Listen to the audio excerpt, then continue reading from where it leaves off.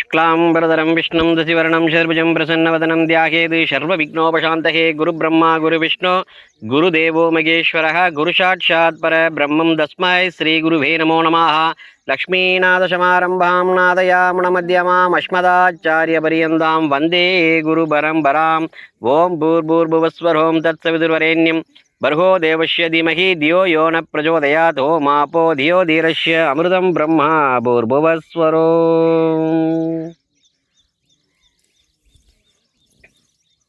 அதாவது இன்னைக்கு பார்த்தீங்கன்னா புரட்டாசி மாதம் மகாலயபக்ஷம் சொல்லக்கூடிய தருணம். முதல்ல நாம் ஒவ்வொரு மனிதனுக்கும் தலையாய கடமைகள் அப்படின்னு பார்த்தீங்கன்னா 2 விஷயம் இருக்குது. நம்ம கடவுளை வணங்குற முறை என்னன்னு கேட்டிங்கன்னா மாதா பிதா குரு தெய்வம் அப்படி தான் சொல்லியிருக்காங்க. முதல்ல யாரை சொல்லியிருக்காங்க? மாதா பிதா, அப்பா அம்மாவை முதல்ல வணங்கணும். அதுக்கு அடுத்தது பார்த்திங்கன்னா குருங்கிற இடத்துல நம்மளுடைய குருமார்களையும் குலதெய்வத்தையும் வணங்கணும். அதற்கு அடுத்தபடியாக தான் இறை வழிபாடு அப்படிங்கிறத வச்சுருக்காங்க. அப்போ மாதா பிதா அப்படின்னா அப்பா அம்மாவை வணங்கணும்னா அவர்கள் உயிரோடு இருக்கும் வரைக்கும் அவர்களுக்கு செய்ய வேண்டிய நமது கடமைகளை சரிவர செய்யணும். என்ன அப்பா அம்மாவுக்கு என்ன தேவை? இருக்க இடம், உடுக்க உடை, உண்ண உணவு, இவ்வளோதானே தேவை. எதை செலவுக்கு 5-10க்கு அவ்வளோதான். இதை நம்ம செய்யணும். நம்மளுடைய பெற்றோர்களுக்கு இது அவசியமாக செய்ய வேண்டும் அப்படிங்கிறது நம்மளுடைய கடமை. அதே நம்மளுடைய பெற்றோர்களோ அது முன்னோர்களோ இறந்த பிறகு அவர்களுக்கு செய்ய வேண்டிய சில கடமைகள் இருக்கு. அது புராணத்தில் என்ன சொல்லியிருக்காங்க அப்படின்னு பார்த்தீங்கன்னா அதை கடன், பித்ரு கடன் அப்படின்னு வச்சுருக்காங்க. என்ன வச்சுருக்காங்க? பித்ரு கடன். ஏன் உயிரோடு இருக்கும்போது கடமை அப்படின்னும் இறந்ததுக்கு பிறகு செய்ய வேண்டியதை கடமை அப்படின்றது கடன் வச்சுருக்காங்க அப்படின்னு பார்த்தீங்கன்னா, இன்னைக்கு நம்மளுடைய பெற்றோர்கள் இருக்காங்க, நம்ம அவங்கள கவனிக்கல. இன்னைக்கு நிறைய பேர் அப்பா அம்மாவை கவனிக்கிறது இல்லை. என்ன பண்ணுறாங்க? அதுக்காக அவங்க காசு பணம் இருந்தால் ஹோட்டல் கடையில் வாங்கி சாப்பிட்டுக்கிறாங்க, இல்லைனா அக்கம் பக்கத்தில் வாங்கி சாப்பிட்டுக்குவாங்க, இல்லைனா பிச்சை எடுத்து கூட நம்ம ரோட்டில் பார்க்குறோம் இல்லைங்களா, வயசானவங்க எத்தனையோ பேர் அடுத்தவங்ககிட்ட கையேந்தி நிற்கிறாங்க. என்ன காரணம்? அவருடைய பிள்ளைங்க அவங்கள பார்க்கல, அவங்க வயிறு பிழப்புக்காக அவங்க ஏதாவது அங்கங்கே கையேந்தியாவது அவங்க வயிற்றை வளர்த்துக்கிறாங்க. அப்போ என்னன்னு கேட்டிங்கன்னா, நம்ம பெற்றோர்களுக்கு செய்ய வேண்டிய கடமையை அவர்கள் உயிரோடு இருக்கும்போது செய்ய தவறினாலும் அவர்கள் ஏதோ ஒரு வகையில் அவர்களுடைய தேவைகளை என்ன பண்ணிக்கிறாங்க? பூர்த்தி பண்ணிக்கிறாங்க. சரி, அதே பெற்றோர்கள்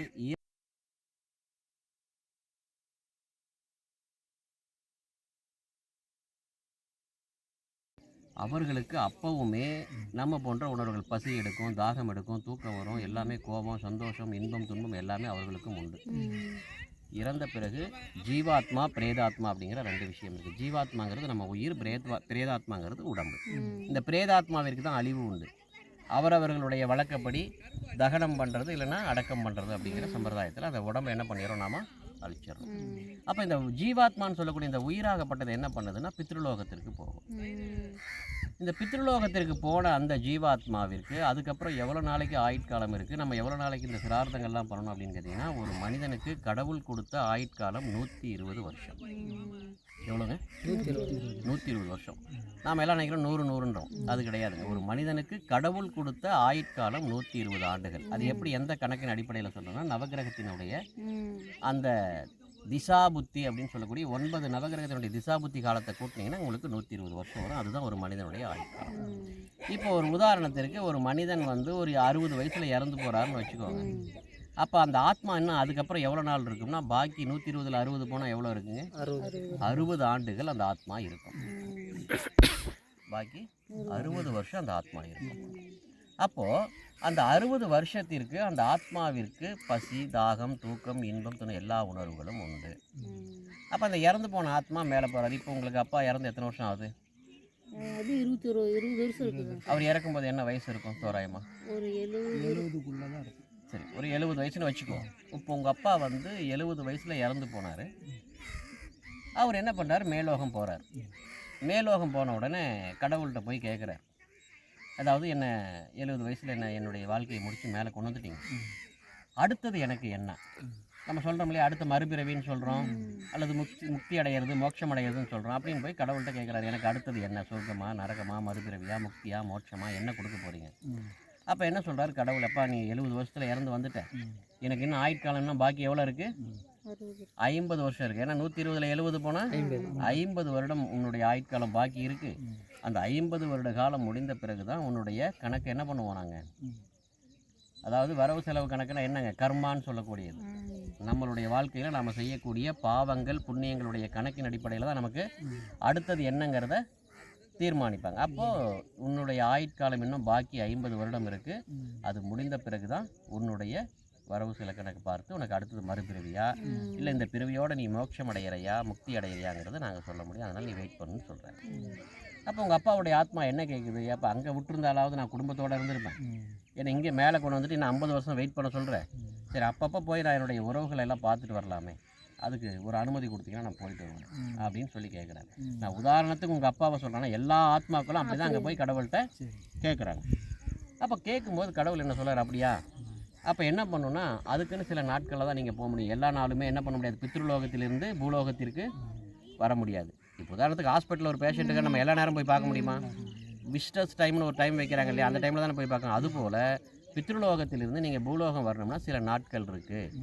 அது எந்தெந்த நாள்னு சொல்கிறோம், அந்த நாளில் நீ போய் உன்னுடைய உறவுகளை பார்த்துட்டு வரலாம் அப்படின்னு சொல்லி கடவுள் சொல்கிறார். அப்போ கேட்குறாரு உங்கள் அப்பாவுடைய ஆத்மா எனக்கு, சரி எந்த நாள் சொல்லுங்கன்னா, முதல் எல்லாரும் அந்த ஆத்மாவுக்கு என்னென்னா அவர்கள் இறந்த திதி, அப்பா எந்த நாளில் இறந்தாரோ, என்ன மாதம் எந்த கிழமையில் இறந்தாரோ அன்னைக்கு என்ன திதி வருது, அதாவது சுக்லபக்ஷம் கிருஷ்ணபக்ஷம் சொல்லக்கூடிய வளர்பிறை தேய்பிறைங்கிறதுல 15 திதி வரும். சுக்லபக்ஷங்கிற வளர்பிறை 15 திதியும் கிருஷ்ணபக்ஷங்கிற திதியில் 15 திதியும் வரும். அதில் பார்த்திங்கன்னா பிரதமை திவிதியை திருதியை சதுர்த்தி பஞ்சமி இந்த மாதிரி 15 திதிகள் வரும். அந்த திதியில் என்ன திதியில் அப்பா இறந்தாரோ அந்த திதியில் அவர்கள் என்ன பண்ணலாங்க, கீழே வந்துட்டு போகலாம். அந்த ஆத்மா என்ன பண்ணும், கீழே வரும். அதுக்கு அடுத்த ஆப்ஷன் என்ன கேட்டிங்கன்னா, அமாவாசை, ஒவ்வொரு அமாவாசைக்கும் எல்லா ஆத்மாவுமே கீழே வரும். இறந்து மேலே இருக்கக்கூடிய எல்லா ஆத்மாக்களுமே கீழே வந்துட்டு போகும். அதில் அமாவாசை வருஷத்துக்கு 12 அமாவாசை வரும். அதில் குறிப்பாக இந்த புரட்டாசி மாதத்தில் வரக்கூடிய அமாவாசைக்கு ரொம்ப விசேஷம் என்னென்னு கேட்டிங்கன்னா மகாலயபக்ஷ அமாவாசைன்னு பேர். இது ஆடி மாதத்தில் வர அமாவாசைக்கு மகாலயபக்ஷ அமாவாசைன்னு சொல்லுவோம். தை மாதத்தில் வர அமாவாசைக்கு மகாலயபக்ஷம். ஆடி புரட்டாசி தை இந்த 3 அமாவாசைக்கு மகாலயபக்ஷ அமாவாசைன்னு பேர். அதில் இன்னும் விசேஷமானது இந்த புரட்டாசி மாதத்தில் வரக்கூடிய பௌர்ணமிக்கு அடுத்த நாள்லேருந்து அமாவாசை வரைக்கும் இருக்கக்கூடிய 15 நாளும் மகாலய பக்ஷம் அப்படின்னு பேர். பக்ஷம்னா 15ன்னு அர்த்தம், மகாலய பக்ஷம்னா அந்த 15 நாள் அப்படின்னு அர்த்தம். இந்த 15 நாளுமே பித்ருலோகத்தில் இருக்கக்கூடிய எல்லா ஆத்மாக்களும் இங்கே பூலோகத்தில் தான் இருக்கும். அதாவது அவரவர்களுடைய உறவு முறைகளுடைய வீட்டில் எல்லாமே நடமாடிக்கிட்டு இருக்கும். சரி, இப்போது இந்த ஆத்மாக்கள் கீழே வந்துட்டு போகுது. நான் முதல்ல சொன்னேன், இந்த பித்திருக்களுடைய ஆத்மாக்களுக்கு எல்லாமே என்னங்க, பசி எடுக்கும், தாகம் எடுக்கும், தூக்கம் வரும், கோபம் வரும். இப்போ உயிரோடு இருக்கும்போது நாம் அவர்களுக்கு செய்ய வேண்டிய கடமைகளை செஞ்சோம். இப்போ இறந்ததுக்கு பிறகு அவளுக்கு பசி எடுக்குதுன்னா, தாகம் எடுக்குதுன்னா யார் உணவு கொடுப்பா, யார் தண்ணி கொடுப்பா? பக்கத்து வீட்டுக்காரங்க கொடுப்பாங்களா? உங்கள் அப்பாவுக்கு பக்கத்து வீட்டுக்காரங்க கொடுப்பாங்களா? ஹோட்டல்காரங்க கொடுப்பானா? ரோட்டில் போகிறவங்க வரவங்க கொடுப்பாங்களா? அப்போ யார் கொடுக்கணும்? அவர்களுடைய வாரிசுகள் மட்டுமே தான் உணவு கொடுக்க முடியுங்கிறதுனால தான் பித்திருக்களுக்கு செய்ய வேண்டிய சிரார்த்தங்களை கடன் அப்படின்னு வச்சுருக்காங்க. கடன்னா என்ன அர்த்தம்? என்னைக்குனாலும் அதை கடன் வாங்கிட்டு கட்டாமுட்டா என்ன ஆகும்? என்ன ஆகும்? கடனை வாங்கி கட்டாமுட்டிங்கன்னா என்ன ஆகும்? வட்டி மேலே வட்டி, வட்டி மேலே வட்டி, வட்டி மேலே போட்டி போட்டிடாகுங்க. இவ்வளோ பெரிய கடனாக வாங்கியிருப்போம், நாளாக இவ்வளோ பெரிய கடனாக மாறிடும், நமக்கு சுமக்க முடியாத பாரமாக மாறிடும். இப்போ உதாரணத்திற்கு மேலேருந்து பித்ருலோகத்திலேருந்து பித்திருக்கள் கீழே வராங்க. உங்கள் அப்பா கீழே வராருங்க. இப்போ மகாலய பட்சத்தில் இங்கே வராரு. இப்போ இறந்து 21 வருஷம் ஆயிடுச்சு. நீங்கள் அப்பாவுக்கு எதுவுமே இது வரைக்கும் எதுவுமே செய்யலை. இப்போ அவர் ஒவ்வொரு தடவையும் அவர் இறந்த தேதியிலையும் அமாவாசையிலையும் மகாலபக்ஷலையும் கீழே வரும்போது என்ன நினச்சிக்கிட்டு வருவார்? சந்தோஷமாக வருவார். என் பையன் இருக்கிறான், என் மருமக இருக்கிறான், என் பேர பிள்ளைங்க இருக்கிறாங்க, அவங்களாம் எனக்கு செய்ய வேண்டியதை செய்வாங்க அப்படின்னு ஒரு எதிர்பார்ப்பு தானே கீழே வருவார். நாம் என்ன பண்ணோம்? எதுவுமே பண்ணல. இப்போ இந்த தம்பி எங்கே வேலைக்கு இருக்கிறாரு? எங்கே வேலை செய்கிறாரு உங்கள் பையன்? திருச்சி பேரம்பலூரில் வேலை செய்கிறாரு. நீங்கள் இங்கேருந்து உங்கள் பையனை பார்க்குறது, இங்கேருந்து ட்ரெயின் ஏறியோ பஸ் ஏறியோ போகிறீங்க, ஃபோன் பண்ணி சொல்கிறீங்க நான் வந்துகிட்டு இருக்கிறேம்மான்னு சொல்கிறீங்க. அவரும் வாங்க நான் வீட்டில் தான் இருக்கேன்னு சொல்கிறார். அங்கே போய் இப்போ நீங்கள் பெரம்பலூர் பஸ் ஸ்டாண்ட் இறங்கிட்டு எனக்கு ஃபோன் பண்ணுங்கள், நான் கூப்பிட்டு போகிறேன்னு அவர் சொல்கிறார். நீங்கள் போய் பஸ் இறங்கி ஃபோன் பண்ணால் சுவிட்ச் ஆஃப். எப்படி இருக்கும்? கஷ்டமாக இருக்கும். சரி, அப்படியே அட்ரஸ் கண்டுபிடிச்சி வீட்டுக்கு போயிருங்க, வீடு பூட்டி இருக்குது, ஆள் இல்லை. எப்படி இருக்கும்? வருத்தமாக இருக்குமா, கோவம் வருமா? நேற்றுலேருந்து ஃபோன் பண்ணி வரோன்னு சொல்லி அங்கேருந்து சோறு தண்ணி இல்லாமல் தூக்கம் கட்டி இங்கேருந்து அவ்வளோ தூரம் போய் அங்கே போகிறோம், நான் இருக்கிறேன்னு சொல்லி ஆள் இல்லை, வீட்டை போட்டு போயிட்டா செல்லு சுவிட்ச் ஆஃப் பண்ணால் கோவம் வருமா, வராதா? இப்போ அதே மாதிரி பித்ருலோகத்திலிருந்து அங்கே கடவுள்கிட்ட எல்லாம் பர்மிஷன் கேட்டு சண்டை போட்டு நான் என் பிள்ளைங்களை பார்க்க போகிறேன், என் குடும்பத்தை பார்க்க போகிறேன், அங்கேருந்து வரும்போது அவங்கள பற்றின எந்த நினப்புமே இல்லாமல் நான் பாட்டுக்கு நம்ம வேலையை செஞ்சுட்டு தான் அந்த ஆத்மாவுக்கு எப்படி இருக்கும்? கோவமாக இருக்கும். சரி வந்துட்டு பார்த்துட்டு போயிடுறாங்க. மறுபடியும் அடுத்த திதிக்கு வராங்க, அடுத்த அமாவாசைக்கு வராங்க, அடுத்த மகாலய பட்சத்துக்கு வராங்க. இப்படி ஒவ்வொரு வருஷமும் 21 வருஷம் அந்த ஆத்மா வந்து திரும்பி ஏமாற்றத்தோடு போனால் கோபம் அப்படியே இருக்குமா? என்ன ஆகும் கோபம்? இன்னும் அதிகமாகும், அதிகரிச்சுட்டே இருக்கும். இதுதான் முன்னோர்கள் சாபம், பித்திருக்கள் சாபம்னு சொல்கிறோம். அது வந்து பார்த்துட்டு ஏமாந்து போகும்போது என்ன சொல்லிட்டு போவோம்? நல்லா இருங்கன்னு சொல்லிட்டு போவோமா அந்த ஆத்மா? ரொம்ப கோபமாக என்ன சொல்லிட்டு போங்க? நான் உங்களை எல்லாம் பெற்று வளர்த்து ஆளாக்கி படிக்க வச்சு கல்யாணம் பண்ணி உங்களுக்கு ஏதோ சொத்து சொங்க என்னால் முடிஞ்சதெல்லாம் சேர்த்து வச்சு நான் பாட்டுக்கு பண்ணால் எனக்கு செய்ய வேண்டிய இந்த ஒரு சின்ன விஷயத்தை கூட செய்யலைன்னா நீங்கள்லாம் என்ன இருந்து என்ன பண்ண போகிறீங்க? அப்படிங்கிற ஒரு ஆதங்கம், ஒரு கோபம், ஒரு ஏமாற்றத்தோடு போகும். அதுதான் பித்திருக்கள் சாபம், முன்னோர்கள் சாபம் அப்படின்னு சொல்கிறோம். இது உங்கள் அப்பாவுடைய ஆத்மா மட்டும் இல்லை. அம்மா இருக்காங்களா? அம்மா இருக்காங்க. அப்பா, தாத்தா, பாட்டி, கொள்ளு தாத்தா, கொள்ளு பாட்டி, அப்பாவுடைய 7 தலைமுறை, அம்மாவுடைய தலைமுறை, பங்காளிகள், இப்படி எல்லா ஆத்மாக்களும் ஒரு எதிர்பார்ப்போடு வந்து ஏமாந்து திரும்பி போகும்போது எல்லாருடைய கோபமும் ஒன்றா சேர்ந்து என்னாகும்? நம்மளுக்கு பெரிய சாபமாக மாறும். இதனால் என்ன பிரச்சனை நடக்கும்னா, குடும்பத்தில் சந்தோஷம் இருக்காது, எவ்வளோ சம்பாதிச்சாலும் பணம் நிற்காது, குடும்பத்தில் வாரிசுகளுக்கு பிரச்சனை, திருமண தடைகள், அப்படியே கல்யாண நாள் குழந்தை பாக்கியம் தடைகள், இந்த மாதிரி நிறைய பிரச்சனைகள் அவர்களுடைய சாபத்தினால். சரி, இதே இப்போ அவங்க வராங்க இங்கே பார்க்குறதுக்கு. இப்போ நீங்கள் பெரம்பலூர் போகிறீங்க, பையனை பார்க்குறதுக்கு பஸ் ஸ்டாண்ட்லேயே வந்து உங்களுக்கு முன்னாடி அங்கே வெயிட் பண்ணி வந்தோடனே உங்களை கூப்பிட்டு போய் உடனே வீட்டுக்கு கூப்பிட்டு போனோடனே எல்லாம் கடையிலே போய் நல்லா சாப்பாடுலாம் வாங்கி கொடுத்து வீட்டில் நல்லா கவனிச்சாலும் இப்போ எப்படி இருக்கும்? ரொம்ப மனசுக்கு நல்லா சந்தோஷமாக இருக்குங்க. அதே மாதிரி முன்னோர்கள் அங்கேருந்து மேலேருந்து கீழே வரும்போது அவங்களுக்கு செய்ய வேண்டிய சிரார்த்தங்கள்லாம் சரியாக முறையாக செஞ்சு அவங்களெல்லாம் வணங்கினீங்கன்னா அவங்க வந்தோன்னே என்ன பண்ணுவாங்க? சந்தோஷப்பட்டு என்ன சொல்லிட்டு போவாங்க? ஆசீர்வாதம் பண்ணிட்டு போவாங்க. இதுதாங்க அவர்களுக்கு செய்ய வேண்டிய சிரார்த்தங்களை செய்யும்போது அவருடைய ஆசீர்வாதமும், அவர்களுக்கு செய்ய வேண்டிய சிரார்த்தங்களை செய்ய தவறும்போது அவருடைய சாபத்திற்கும் நாம் ஆளாகிறோம். நம்ம எல்லாருமே என்ன நினச்சிக்கிறோன்னா, ஒருத்தர் இறந்து போனால் அதை எடுத்து அடக்கம் பண்ணிவிட்டு 11ஆம் நாளோ 7ஆம் நாளோ 3ஆம் நாளோ ஒரு காரியத்தை பண்ணி அதை முடிச்சுவிட்டோம் அப்படின்னா வேலை முடிஞ்சு போச்சு அப்படின்னு நாம் எல்லோரும் நினைக்கிறதுனால தான் இன்றைக்கி நிறைய பேர்த்துக்கு இந்த மாதிரி பிரச்சனைகள்லாம் வருது. இந்த பிண்டம் கொடுக்கறது, இந்த தர்ப்பணம் கொடுக்கறதெல்லாம் இன்றைக்கி நேற்று வந்தது கிடையாது. பல 1000 ஆண்டுகளாக நம்மளுடைய இந்துக்கள் சம்பிரதாயத்தில் இதெல்லாமே நடந்துகிட்டு வரக்கூடிய விஷயம். சரிங்களா? இதுதான் இப்போ இது செய்கிறதுனால அவர்களுடைய ஆசீர்வாதம் நமக்கு கிடைக்கும், நம்ம குடும்பத்தில் இருக்கிற பிரச்சனைகள் தீரும். இதில் இன்னொரு விஷயம் என்னென்னு கேட்டிங்கன்னா, இந்த ரொம்ப நாளாக இந்த மாதிரி விஷயங்கள்லாம் செய்யாமல் இருந்து இப்போ நம்ம இங்கே செய்கிறதுனால இதனால் முழு பலனா அப்படின்னா முழு பலனும் கிடையாது. ஆனால் எப்பவுமே நீங்கள் செஞ்சதில்லை சாமி இது மாதிரிலாம். சரிங்களா? இப்போது நம்ம ஒரு இடத்துல ஒரு வண்டி டியூ வாங்கிட்டீங்க, ஒரு பைக்கோ காரோ ஏதோ ஒன்று வாங்கியிருக்கிறீங்க, டியூ போட்டீங்க, டியூவே கட்டலை, அந்த 36 மாதம் டியூ போட்டீங்க, 36 மாதம் முடிஞ்சு போச்சு, டியூவே கட்டலை, அவங்களும் வண்டி தூக்க வராங்க, நாம் எப்படி தப்பிச்சு வண்டியை மறைச்சி வச்சுக்கிறோம். இப்போ போய் கம்பெனியில் ஒரு சூழ்நிலையில் டியூ கட்டலான்னு நினச்சி போய் கட்டினா அந்த லோன் கலெக்ஷன் பண்ண வாங்குவானா? என்ன சொல்லுவான்? நல்லா இல்லை இப்போ மட்டும் என்ன சொல்லுவான்? அடுத்து கட்டுறேன்னா என்ன சொல்லுவான்? ஹெட் ஆஃபீஸ் வாங்க, மேனேஜரை பாருங்கள், பேசுங்க, பேசி என்ன பண்ணுமோ பண்ணுங்கள் அப்படின்னு சொல்லுவான் இல்லையா? அந்த மாதிரி நம்ம முன்னோர்களுக்கு செய்ய வேண்டியது ரொம்ப நாளாக செய்யாமல் இருந்து அந்த பாக்கி இருக்கிற கடன்லாம் கட்டணும் அப்படின்னா இங்கே செய்யும்போது அதை ஏற்றுக்கொள்ள மாட்டார்கள். இப்போ இந்த டியூ கட்டினா இங்கே கட்டலாம், பழைய டியூ பெண்டிங்கெல்லாம் எப்படி கட்டுறது? அதுதான் இந்த மாதிரி சிரார்த்தங்கள் தர்ப்பணம் கொடுக்கறதுக்கான ஹெட் ஆஃபீஸ் எங்கன்னு கேட்டிங்கன்னா அதுதான் ராமேஸ்வரம். எல்லாம் சொல்லுவாங்க இல்லையா, ராமேஸ்வரம் போங்க, அங்கே போய் பண்ணுங்கள். அப்படிங்கிறது காரணம் என்னென்னா, நம்ம பழைய கடனை எல்லாம் கூப்பிட்டு உட்கார வச்சு பேசி தீர்க்கிறது. யார் மேனேஜர்னால் சிவபெருமான் தான் மேனேஜர். ஏன்னா பித்ருலோகத்தின் யார் கண்ட்ரோலில் இருக்குது?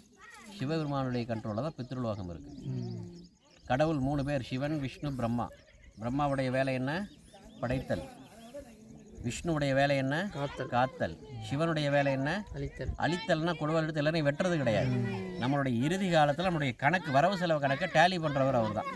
நம்ம என்ன எவ்வளோ பாவம் பண்ணியிருக்கோம், எவ்வளோ புண்ணியம் பண்ணியிருக்கோம், எவ்வளோ கர்மா நம்மகிட்ட இருக்குது, நம்ம அதெல்லாம் கூட்டி கழித்து நமக்கு அடுத்தது என்னவாகணும்னு முடிவு பண்ணக்கூடிய அவர் சிவபெருமான். அதனால தான் அவர் தான் அதுக்கு ஹெட்டு, சீஃப் பித்திருக்களுக்கு. அப்போ அவர்கிட்ட போய் சிவபெருமானுடைய ஆலயத்தில் போய் அவர்கிட்ட உட்காந்து அவர்கிட்ட ஒரு கோரிக்கை வச்சு, அப்பா இது மாதிரி ஏதோ நாங்கள்லாம் தெரியாமல் கட்டாமல் விட்டுட்டோம், ஏதோ பார்த்து இனிமேல் கட்டுறோம், அந்த பழைய கடன்லாம் நிவர்த்தி பண்ணி எங்களுக்கு கொஞ்சம் சரி பண்ணி கொடுங்க, நாங்கள் இதுக்கு மேலே வருஷம் ஒரு தடவை எங்கள் முன்னோர்களுக்கு நாங்கள் செய்ய வேண்டியதை சிறப்பாக செஞ்சுக்கிறோம் அப்படின்னு சொல்லி அவர்கிட்ட எல்லாம் பர்மிஷன் கேட்டு அங்கெல்லாம் பழைய கடன்லாம் நிவர்த்தி பண்ணி அங்கே நிறைய ஹோமங்கள்லாம் இருக்குது ராமேஸ்வரத்தில், அதெல்லாம் செஞ்சு முடித்து அதுக்கப்புறம் அங்கே தர்ப்பணம்லாம் கொடுத்துட்டு வந்துடும். அதுக்கப்புறம் நம்ம வருஷம் டியூ கட்டுறது நம்ம இங்கேயே எங்கே வேணாலும் கட்டலாம், யார் வேணாலும் வந்து வாங்கிட்டு போயிடுவாங்க டியூ. அதுபோல் தான் இந்த தர்ப்பணம். இன்றைக்கி உங்கள் ஆத்ம திருப்திக்காக இங்கே நம்ம பண்ணுறோம். அடுத்தது நீங்கள் ராமேஸ்வரம் ஒரு தடவை போகிறதுக்கு முயற்சி பண்ணுங்கள். சரிங்க சாமி. சரி, இடையில ஒரு டைம் போய்க்கிறோம் சாமி. அது இல்லை அது வந்து பங்காளிங்களோட போனோம். எல்லாம் ஒட்டுக்கா ஊரெல்லாம் அது சேர்ந்து போனோம். இதுக்குன்னு இல்லை, அது கோயில் அது விஷயமா கோயில் விஷயமா அது நீங்கள் டூர் போனது அது கணக்கு இல்லை இல்லை. இல்லை அது டீ தான் இல்லை, கொடுத்தோம். இது வந்து அதான் கோயிலுக்கு ஏதோ சம்பந்தப்பட்ட அது வேற, மாதிரி இது வேற குட்டி. பண்ணோம். அதாவது அங்கே போய் சும்மா திதி கொடுக்குறதுங்க, தில ஹோமம் பண்ணணும். ருத்ர ஹோமம், மிருத்யுஞ்சய ஹோமம், தில ஹோமம்லாம் அங்கே போய் சரி பண்ணணும். சரி. அந்த ஹோமம்லாம் பண்ணி தான் அதை நம்ம சரி பண்ணணும். சரிங்களா?